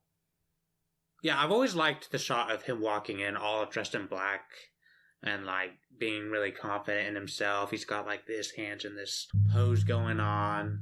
And I think that is all visually very cool. It feels like Luke's really leveled up. I don't know how he did it, but he did. And it's kind of exciting. I think Jabba is thoroughly unlike, this guy's a detestable person, and, his whole crew here just seem like a bunch of crazy lunatics. I don't really like the part where the band's playing and then we focus on this, alien chick thing and then singing. Visually, it looks like there's some weird shots, how we're, zoom in onto it. It just felt like a different movie. Oh, that is, the only, great music section. I really liked the music there. I'll give you, it's kind of weird. I don't know what she's trying to accomplish or what she does to deserve death. She's just trying to pull away? Well, I'm not talking about the Twi'lek or whatever. The what? The girl. Okay, the green girl that falls in the pit. Not talking about her. Look, the next time you say a name of something in Star Wars, it better not sound like a toddler named it, okay? Uh-huh. If you say some other stupid nonsense name and it sounds like a toddler, I'm gonna lose it. I don't think that sounds like a toddler. Twi'lek? That's worse. But I don't know if I'm pronouncing it right. And I'm not 100% positive. I'm going off of what I remember from video games. But I'm pretty sure that's what it is. Anyway, you're talking about the singer woman. I'm talking about the singer woman. Who's got the weird, elongated lips. Yeah. Oh, I thought it was kind of funny. But I liked the music of it a lot. I don't think the music's bad. I just think the way it's shot for the scene is very weird. It just takes me out. Whatever. But yeah, I feel like that covers all that. They planned that because they blow up the whole thing. They do blow it up. Like, he clearly intended for it to happen that way, because he also makes his nice confident remark, like, I'll give you one last chance, buddy. This is it. After this, it's all over. Yeah. Right? Like, he planned he's so confident. every piece of this out to be exactly like that. I mean, if so, then I think it's pretty cool. And I think you're probably right, but it's hard to believe. Now, I will say, there's a cool shot where Luke gets he turns on his green lightsaber for the first time, and you get a focus on that, and then you kind of see the sun in the bed. Well, you don't really see the sun, but, it's light out. That's a really cool shot. I've always thought that was a cool shot of Luke with his green saber about to kick some ass. And he does, do pretty well on this encounter. Like, it really feels like, oh, yeah, this guy, he's serious business. I think that's pretty cool. But then they part ways again, right? We go back to Dagobah. Yep. And the best line there with Yoda is like the second best scene with Yoda in the entire trilogy is where he's like, you get to 900 years old and you tell me how you feel or whatever, right? Oh, yeah, you tell me you look this good or whatever. Yeah, that was funny. Yeah. I was genuinely like, that's pretty funny, buddy. Yeah. I like you. And then he dies. He does die. And you're like, okay. But we don't do cuts back, right? We just go to that, and then he comes back into their new base, right? I think so. What's their new base at? It's on a ship. Oh, yeah, they're just on the ship. They're doing their thing. They're preparing for all that crap. Mm-hmm. No, because they're not. Oh, no, they are on one big ship. You're right. Yeah. Never mind. Because I was like, no, they take off and I'm like, yeah, because they're on a big ship. Anyway, so they're on the big ship thing with the weird Admiral Akbar people. Yeah, I have no idea what they are. I don't know what they are or what they're supposed to be. Fish. I'm really confused. They look ugly. Oh, yeah. I really hate, like, the head doesn't, it looks too much like you made a headpiece and you put it on. But then, Lando's second in command, kid, whatever, on the Falcon, because that's how you're supposed to say this word. Okay? Han Solo says Falcon. So does Lando. So, it's Falcon. It's not. Anyway, he looked like a puppet weirdness that was really stupid. I didn't get that. No. Are you talking about the guy with, where his ears would be is, that robotic stuff? He's the kid sitting across from Lando, flying the ship, I assume. Oh, I thought we were referencing 5. Oh, that guy. Yeah, I feel like I've heard his name before. I think he says his name. Yeah, probably. But man, he has a weird laugh. I don't know what he's really contributing. Nothing. He's stupid. Anyway, okay. But then we get to where they actually go down and they land on the moon of Endor. Forest moon. The forest moon of Endor. Yeah. Because it must have multiple moons. So there's got to be like the ocean moon and the fire moon and the lightning moon. Yeah. Did I cover all the basic elements at this point? The darkness moon, the light moon. That's how it felt to me. That's just where I went with it when you're like the forest moon. Yeah, well, it's, precision. I just mean in the movie when they're like, it's the forest moon. I'm like, oh, okay. You have your forest moon. Whatever. Yeah. Okay. But we finally get there, which is the only part I remembered being good, was the Ewoks. And did it hold up? And the Ewoks did not disappoint. They did not disappoint. The Ewoks are great.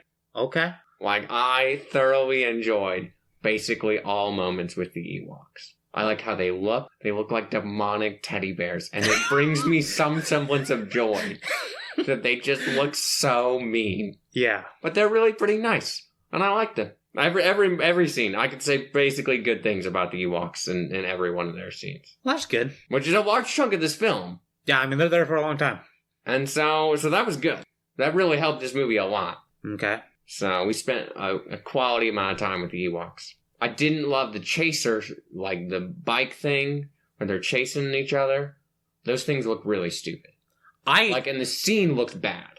The scene does look bad, but again, I think probably it looked pretty good for its time. That's fine. I think it probably did. Because it doesn't, sometimes it goes back and forth in scene between, wow, that's bad, to, that actually looks pretty decent. And I'm pretty sure that's filmed in, the Redwoods in California. I don't know what they're called, but, the racing things. I think those look pretty cool. And I've always thought that the forest stormtrooper outfit was the coolest looking stormtrooper outfit. The only good outfits any of the Empire's people have are the red ones. The red ones are cool. It's just a very nice, striking red. Yeah, it stands out. And these people look like they are here to mean business. Even though they don't do anything, they're pretty cool. Like Imperial Guard, I think there's what they're supposed to be. Quality naming. Well, a role. I don't know if that's what they're called. Just what they are. Yeah, I guess. I don't know. But yeah, we get there, and you get all the Ewoks doing all the best things. That was really great. I have all good things to say about the Ewoks. Yeah, because they're demonic looking. And they look like demonic teddy bears. Yeah. And they act funny. I like their little voice things. I feel like there's enough variation that I feel like they're actually having conversations. Mm-hmm. I like that, they're like, oh, Gold Man must be God. Yeah, that's pretty funny. They feel like a very believable, primitive tribe. Yeah. Right, and I like that. Now, what I also like is they take out stormtroopers. And here's my favorite part about it, right? Stormtroopers, like Han Solo is fighting a stormtrooper in the forest, and he's like taking hits. They have like rocks. And there's like raining down, and that is enough. Yeah. Right? It's pretty funny. It's really great that they just have all the most primitive things. And there's one shot where they shoot an arrow, and there's an arrow sticking out of a stormtrooper. I don't know if I saw it. So they all go over there and they shoot all their arrows. Yeah. Right? And then there's one guy that's fallen, and you can see the arrow out of him. Because I was really wanting to pay attention if they actually stuck. Yeah. Or if they were just deterrents. Right. But they worked. Right? Because the stormtroopers can't make a shot to save their life. Yeah. So the Ewoks are the best. I like how creative the Ewoks, like, it all seems like kind of tropey, like, methods now, but I think it's pretty cool. Like, I really like the two trunks coming down and smashing the vehicle. I don't want to name the vehicle because I will name the wrong one. So the two-legged walker thing, like, they just smashed that. I think that's pretty cool. I think that's a cool scene. That's like the only scene I remembered with the Ewoks with clarity. I was like, oh yeah, they like bring two walk, and that's pretty late. Yeah. It takes a long time to get there, and I was like, maybe I just misremember. No. And then we got there, and I was like, yeah, my good friend, the Ewoks. Yeah, that's a pretty cool scene. They do mean business. Like, they just come in and wreck shop, and that's pretty cool. It does make the Empire look really pathetic. Like, these primitive creatures with bows and rocks just took you guys out. They can't even walk properly. Yeah. They have a little waddle thing happening, and it's really funny looking. Yeah. Right. And they just completely outclass you. And it's a little pathetic, guys. I just like that there's all the contingency plans, and like, you planned this all out, and everything was a trap. Yeah, but... And then the Ewoks come in and save the dang day. They really do. The entire galaxy has now been saved because of the Ewoks. Because they got the Ewoks on their side. Which is a lot of that comes down to Leia and 3PO. Well, 3PO was kind of sucking it up. Yeah. And then Luke makes it happen, and that was pretty funny. Where it's like, here's what I need you to say. And he's okay. And then he says it, and then he like lifts him up, and I was like, oh, that's good. It's pretty clever. A good, clever, well done scene, buddy. Yeah, it's pretty good. Yeah. It's part of what makes me think, I feel like Luke goes from kind of bumbling, not cowardly, but like bumbling and not super confident, a little whiny. He's kind of whiny. It is what it is. To, he gains some ingenuity and figures things out. And I like that. And, he kind of, I feel like he grows a lot as a person. I like how he like seeks Vader out and it's like, this is important. And I think there's a lot of cool stuff there. Now, back at Dagobah, we get, there's another Skywalker. And I wonder if that was planned out from, like, A New Hope. When writing this, we're like, oh, these guys are actually twins. I wonder if that was planned out, or if it was like, oh, this would be a good twist. I don't really know. Because it kind of comes out of nowhere. I was like, I don't care. Whatever. Leia is cool, I guess. I mean, you kind of foreshadow it in 5 with him calling out to her, and she knows exactly where he is. Yeah. Like... So I feel like we hinted that already, and I moved on. I didn't care. She's just a woman who now gets to be Luke's sister and have force powers, I guess. I don't know. Luke makes it sound like he's gonna go teach her how to be a Jedi. Yeah. I don't know where he learned to be a Jedi again, except for from Yoda for a little bit. And Obi-Wan for a couple days. No, not even. Not even. He learns the basic concepts of what he should know. Yeah. Not even, like, learning anything. Yeah. Here's a helmet, deflect some shots. You got it. Nailed it. You're a regular Jedi now. I guess they just didn't have the time, right, Not very many Jedi that teach this kid, so... Because there was only 2. Yeah. And they died. Yeah. And now it's back to Luke. Woo. How cool. But, yeah. Their confrontation at the end is... Whose?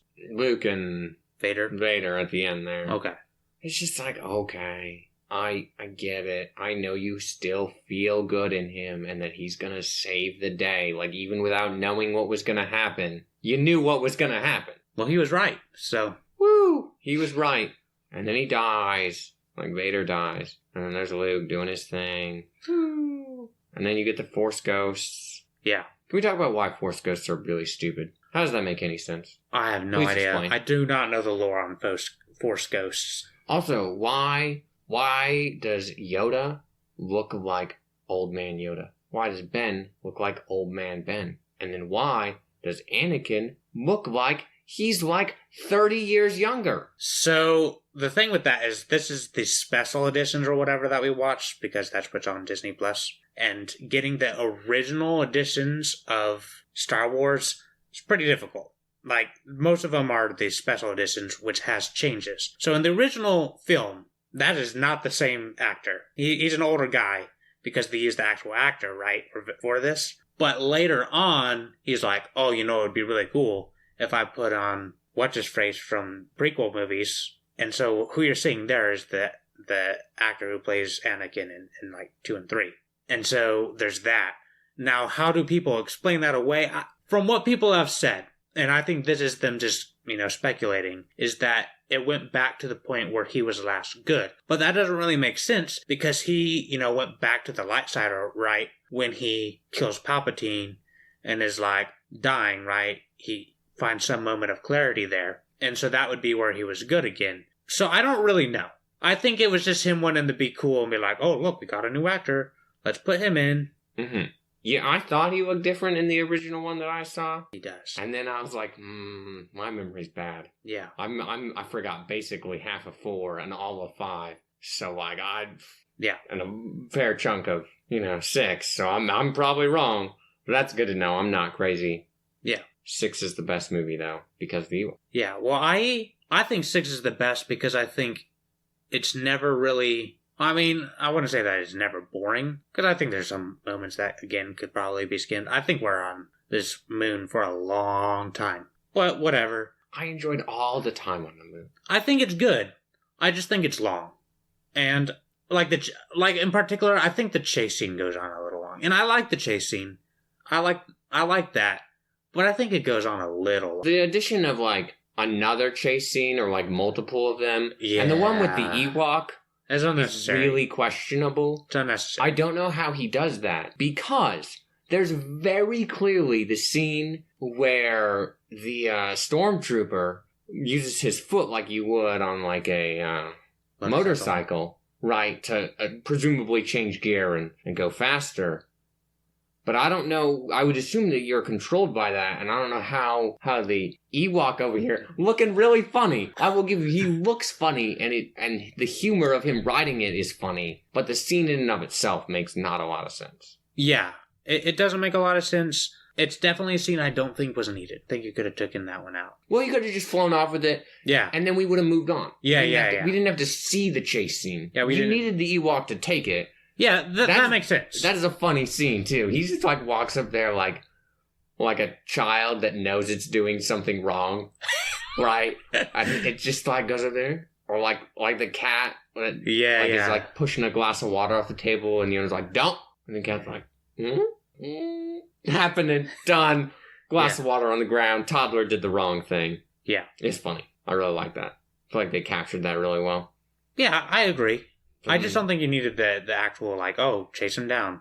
Yeah, I agree. Yeah. But then, the Ewoks steal walking thing, and then they blow everybody up, because they're better. And then I don't know why they don't reuse that. They use what? The walking thing to blow everything up. Like, Oh. they make everybody come back out. Yeah. I don't know why you shouldn't blow open everything and, like, just kill them all. Also, there were a lot of Ewoks on that building. Like, a lot of Ewoks on that building. And they do not walk fast. They have basically zero mobility unless it's, like, swinging from trees. And they all got off that building before it blew up. I thought that was a little much. But I forgive a lot of things in the forest moon of Endor. Yeah. Because the Ewoks are great. Sure. You might be the biggest fan of Ewoks. I really like them. I don't dislike them. I don't think they're a bad thing. People like to make fun of them. But man, there are way more egregious problems than the Ewoks. The Ewoks are fine. They legitimately do save the day. Like, without the Ewoks, we would have completely failed. And the Empire would be successful. It would have been a bad day. So, they should, get some credit for their participation. I mean, their military campaign. Yeah. Okay. They're cool people. They also have a lot of different designs. Yeah, they do. It's pretty cool. I like that. It makes them feel more real. Yeah. I like all those costumes. I feel like they're pretty great. I'm going to get me a life-size Ewok. Okay. To sit at the door and greet people. Okay. I'm actually just going to hire someone to be in an Ewok costume, whether that's a child or someone who, has dwarfism or suffers from being a midget or whatever. However you want to phrase that. Whatever is accurate to the situation and make them be an Ewok in the apartment. It's going to be great. They're going to have to really get really good at these noises. Yeah, because they have to speak in that. Yeah, they have to speak like that. Yeah. Yeah, well, They have their beady little eyeballs, too. I like their beady little They do have beady eyes, yeah. Really funny looking. Yeah. I don't know. I just thought they were really funny. Well, that's good. I mean, I'm glad that they held up. Yeah, they were better than I thought they were going to be, and I already thought they were going to be good. So, I mean, that's high praise. That's pretty good. Yeah. The Ewoks are the saving grace of the Star Wars universe right now. Well, I don't dislike them. I don't feel that strongly towards them. I think the highlight of the movie is everything going on with Luke and Vader and the Emperor. I think that's the best stuff. It's fine. It serves as the climax that you set up and needed to have happen. Great, we move it on. I didn't really care. No, I think it's cool. I mean, a lot of the shots are really cool. I feel like the emotions in there are really good. I feel like the tension's pretty high. Like, I'm never doubtful of, how this movie's going to play out. Like, obviously we're going to win. But I think it's pretty well done. And I like how the Emperor is like, oh yeah, you can just take my lightsaber and strike me down. I have no weapon. Because it's dumb. like, it just... Like, it's not necessarily poorly acted, but his face when he's making some of these things, it's just kind of, or saying some of these things, is just really funny looking. And I don't understand why. Maybe, he's really old. I don't really know the lore of Palpatine very well. But he is kind of a strange looking man. And I just think a lot of the shots there are really cool. And the green and red lightsaber always look very cool. I really like the green saber. It's really striking. It's also interesting to me that, Luke is dressed in black in this movie, right? And it's just, was that because it was, a way to, maybe reach his father or something? He's always dressed in this black uniform. Maybe some connection here. I don't really know. I think you're reaching really far there. I'm going to go back a few points. You said that it was Palpatine's lightsaber. No. Oh, did I say that? Yeah, that's what you said. And I understand you probably know it wasn't. But yeah. I gripe on that he doesn't have a lightsaber that I know of. He just has force lightning. Yeah, he doesn't use a lightsaber, I don't believe. Why? Because he's above it. He's above a lightsaber. Yeah, I think the idea is, once you reach a certain threshold within, the power of being a Jedi, if you can even reach it, the lightsaber isn't really needed anymore. You have more power. You have things that are stronger than a lightsaber. That's the, that's the low-level Jedis. I'm the, you're the Jedi Master, Jedi God over here. I don't need that. Mm-hmm. But I also know that it would be contradicting other things, because I know Palpatine does use a saber in Episode 3 or whatever, but it looks really dumb. And Yoda also uses a saber, and that's also really fucking stupid. Okay. But I do remember the Yoda doing cool flips and using the lightsaber thing. It's so stupid. And I I saw this when I was younger, and I'm telling you right now, I liked that, and I still look fondly on that. That's fine. Now maybe if I see it again, it looks bad. But I don't know. Yeah, as I said earlier, if we need to watch the prequels and review those. I can't wait for this to happen. And you'd be like, these prequels are actually way better. And I'm just gonna... They won't have the Ewoks. They don't have the Ewoks. Are the saving grace. That's true. Of the Star Wars universe. That's true. We have other creatures to look forward to. Yeah. Yeah, we'll save that for if that episode needs to come about. But, I don't know, do you have anything else on 6 or any other general comments you feel like you want to make here? Yeah. Yeah, okay. Yeah. I feel like Star Wars is an interesting property to me, right? I've seen it multiple times. Most people probably have. It's well known. And people seem to have a real, genuine love for Star Wars. Mm-hmm. Now, the fan base can be very divided. You got your original trilogy, the prequels, the sequels, spin-offs, books, whatever. There's a lot of weird divisions in the fan base. And I'm always a little curious as to what it is in particular that people are so drawn to. Is it the characters? Is it the story? Is it the universe? Is it the lore? Is it you just think a lightsaber's cool? I do think a lightsaber's cool, but I don't think that carries the whole franchise. Now, I think Star Wars has a lot of good potential in it. And I think I like a lot of this, the games, I think are oftentimes very good, like KOTOR, SOTOR, which was the MMO, I think even has some pretty cool stories in it. I think it has some cool concepts, and a lot of those are in the Old Republic stuff, and I like a lot of that. But when we get to some of the movies, I don't know why it's so well loved. And I wish I could have experienced it as they came out, right? Back in 77 or 78, somewhere in there. I think it would have been a very different experience because I don't know that you have anything quite like it at the time. And I could see it being a defining feature as a child. And so I understand where if someone grows up with it and being like, wow, this is the coolest thing, and you get the toys and whatnot, yeah, I could understand why you love it so much. But when I meet people who are closer to my age, or a little bit younger even, 20, say they're 20 years old, and they're like, oh, I love Star Wars. And I'm like, well, what got you into Star Wars? Is it the prequels? Is it the sequels that are those getting people into Star Wars? Is it The Mandalorian? I don't really know what it is that the driving factor of fandom is. Now, it's probably a bunch of different answers, and I get that. But it's something that I'm always a little curious about because I don't dislike Star Wars. I think it has great potential, and there's certainly parts of it that I do like.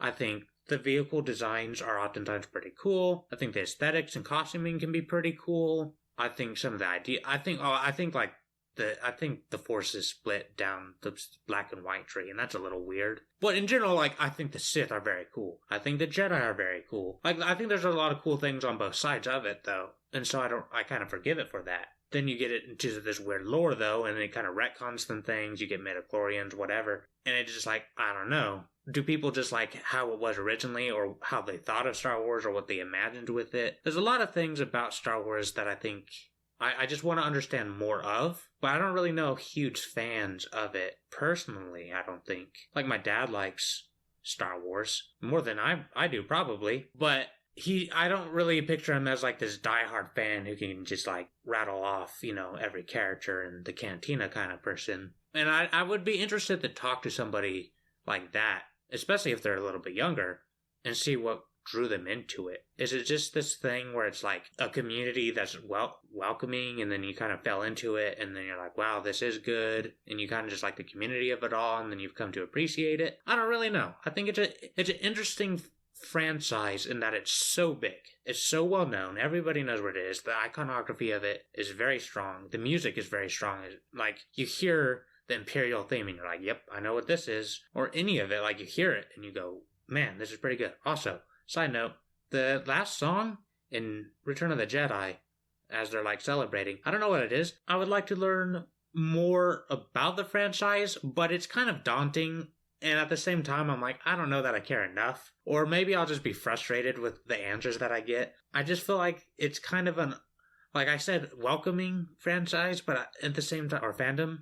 But sometimes I just feel like they all hate each other and hate everything, and I don't really understand it. you have a lot of confusion about why people like this. And I understand that. I understand. Because there isn't much good about this except the Ewoks. Okay? We all can agree there. I know. Moving on from that. Why it's become a cultural phenomenon and like immediately was recognized as great potential.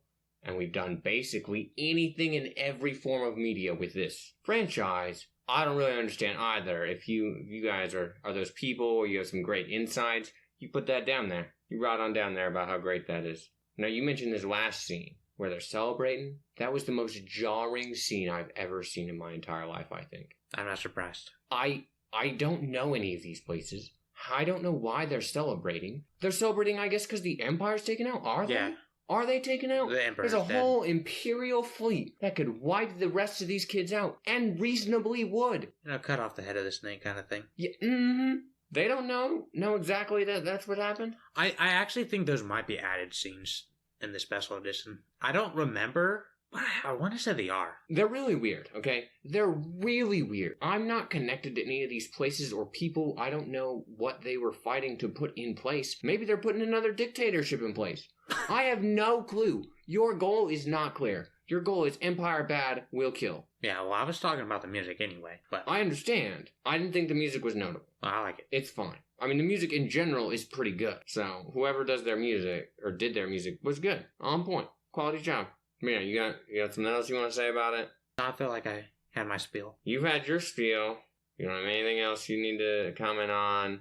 You don't want to praise the Ewoks one more time? I can hate on the Ewoks if you want. We're running out of time. Yeah, that's unfortunate. If you guys enjoyed this, though, you tell your Alexa, your Siri, your Roomba, DJ Roomba, whatever you feel the need, whatever AI-oriented deal that you want to talk to about this podcast, you go on and you do that. Amazon's got that new, home robot thing, right? Yeah. Yeah, you talk to that thing. I hope that thing also has a female name, and then it's like Alexa. I thought they had a name, but I don't remember. Regardless, that's who I need you to tell all about how great and wonderful this podcast is. Or maybe it just sucks. But if it sucks, I need you to leave pointed criticism in the comments so we can do better. But other than that, you do all the things you need to do. Like, comment, subscribe, all the things. Every time. You've heard it. We're going to keep saying it, though, so it's fine. What are you giving this? Right. We'll start with 4, we'll go to 5, and we'll go to 6. And then we'll do an overall rating. Yeah. Okay? Yep. So you go. Okay. I think A New Hope, so episode 4, I'd probably give a 6. I would give episode 5, Empire, a 7.5 or so. And I would give Return of the Jedi, episode 6, probably an 8. And then rounding out, a 7. I give episode 4 a 5. I give episode 5 a 4. And episode 6, Saved by the Ewoks, gets a 6. And overall, also Saved by the Ewoks, is a 5.5. Have at us.